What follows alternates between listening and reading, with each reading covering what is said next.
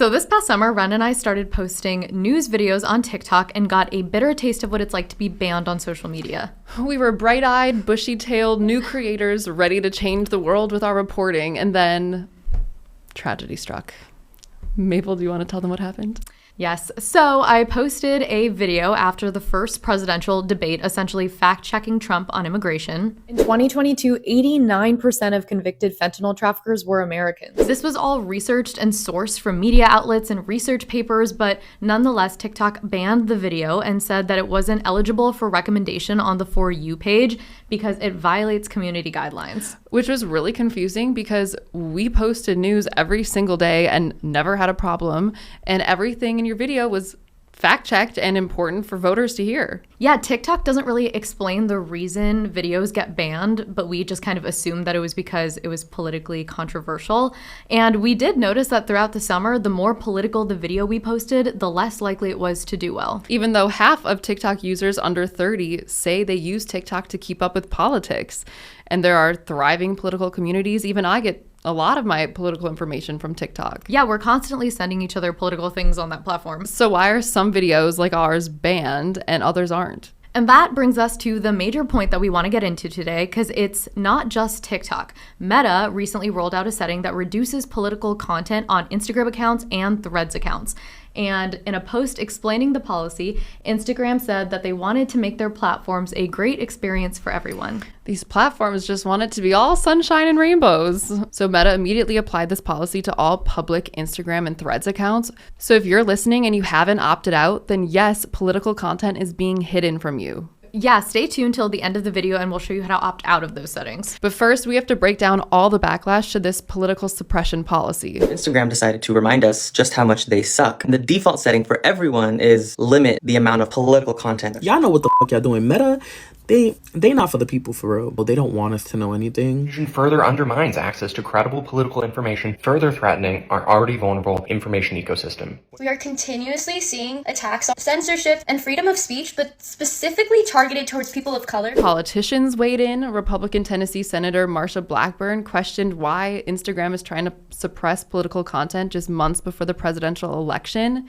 and in her words, censor the democratic process. And a couple of GOP congressmen actually wrote a letter to Zuckerberg questioning this decision because it limits the flow of information to citizens about elected officials. And there was this big study that tracked a bunch of Instagram profiles that were affected by this change, like Hillary Clinton's, and found that the average engagement dropped 65% in the first 11 weeks after this policy was rolled out. And even beyond politicians, political accounts like Feminist, which is an Instagram news account that posts information about women's and abortion rights, saw the reach of the account plummet from 10 million users to 800,000 in the week that the restrictions were announced. That's a crazy drop. Yeah, people are pretty pissed. Like, hundreds of content creators, activists, journalists, even meme account owners signed an open letter to Meta asking it to reverse its decision. So to get an inside scoop, we spoke to Democratic strategist and content creator Keith Edwards. He has a social following of over 600,000 and he consults on political campaigns, and he was even invited to go to the White House to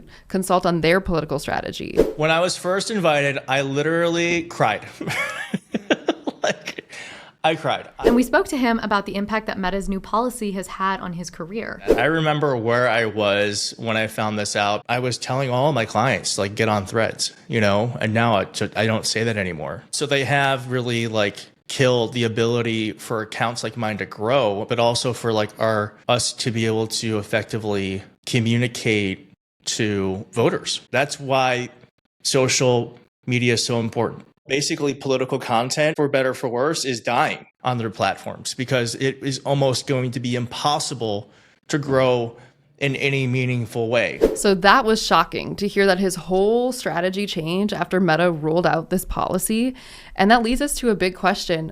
What is political content? It seems so vague and amorphous. And originally, Meta didn't even have a definition attached to their policy until there was backlash and they were pressed for one. So Meta has now said that their definition of political content is likely to be about topics related to government or elections, for example, posts about laws, elections, or social topics. And they say that these global issues are complex and dynamic, which means this definition will evolve as we continue to engage with the people and communities who use our platforms and external experts to refine our approach. Whew, that's a word salad.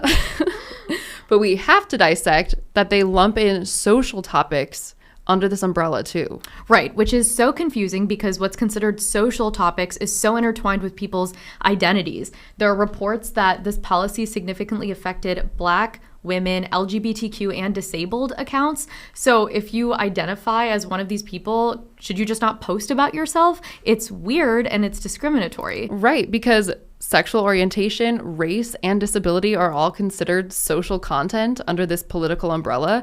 So people are criticizing Meta for further marginalizing already marginalized voices. Yeah, this is impacting even the Human Rights Campaign by over half. Which is really sticky territory because that information should be seen by as many people as possible. Yeah, it seems like everything is kind of falling into this bucket of, oh, this is political. But who gets to decide what is political and why? It just feels very arbitrary. Well, it's ironic that Mark Zuckerberg is making all this hoopla right now about being apolitical and no longer involved in partisan politics.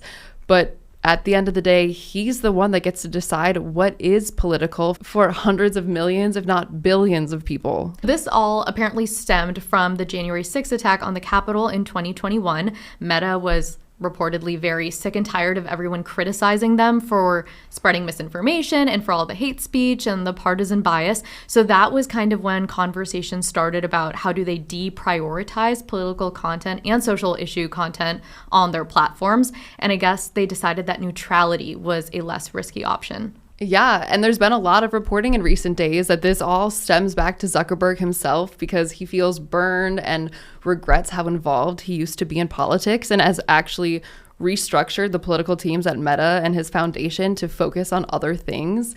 And he used to be this big advocate for liberal causes, but reportedly this summer he's had 2 calls with former President Trump, and he wrote a letter to Congress against the Biden administration saying that he felt that they pressured him to suppress political content during COVID-19. But of course, it's interesting how even though free political content is being limited, Meta's ad library reported that the company has raked in more than $4 billion in political and social issue ad spending since 2018. So clearly there are some exceptions. Right. They're okay with politics heavying up their platform as long as they're getting paid for it. And as journalists, this hits really close to home because we need to be able to talk freely about political content and social content without fear of being punished. Yeah, and it makes us question these platforms that we're reporting on because Meta basically helped create the society that all depends on social media for interaction and for information and has basically created this like version of reality that everyone is in and everyone depends on.